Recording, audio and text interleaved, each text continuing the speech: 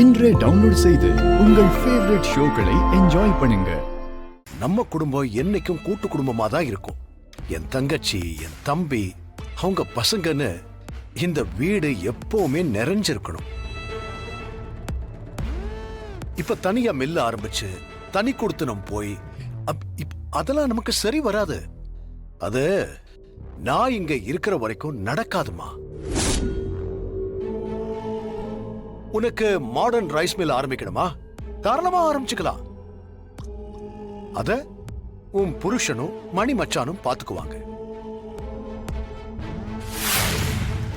ஆனா அது உங்களுக்கு மட்டும்னு நினைக்காத. அது மட்டும் வேண்டாம். சீனு தனியா ஆரம்பிக்கலாம். ஏன் இந்த மாயா கூட தனியா நடன பள்ளி ஆரம்பிக்கலாம்.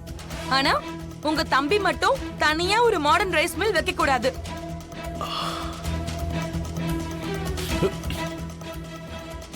சீனுவும் மாயாவும் இந்த காலத்து பிள்ளைங்க. அவங்களையும் மில்லுல கொண்டு வந்து விட முடியாது.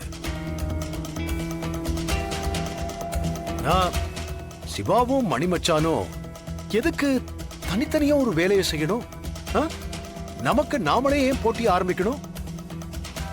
அப்படி ஆரம்பிச்சா ஊருக்குள்ள என்ன பேசிக்குவாங்க? இங்க எல்லாமும் இருக்கு, எல்லாருக்குமாவும் இருக்கு. அதனாலதான் நான் சொல்றேன். அதனால தனியா தொழில் ஆரம்பிக்கணும், தனி கொடுத்தனம் போகணுங்கிற நினைப்பே வேண்டாம். புரிஞ்சுதா?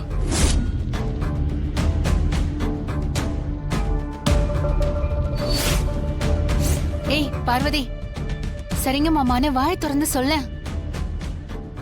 இது பாருமா, நாம எல்லாருமே சந்தோஷமா ஒரே குடும்பமா இருக்கலாம்ல.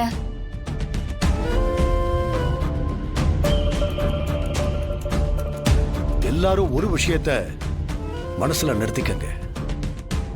ஏன் கடைசி மூச்சு இருக்கிற வரைக்கும் இந்த குடும்பம் கூட்டு குடும்பமா தான் இருக்கும்.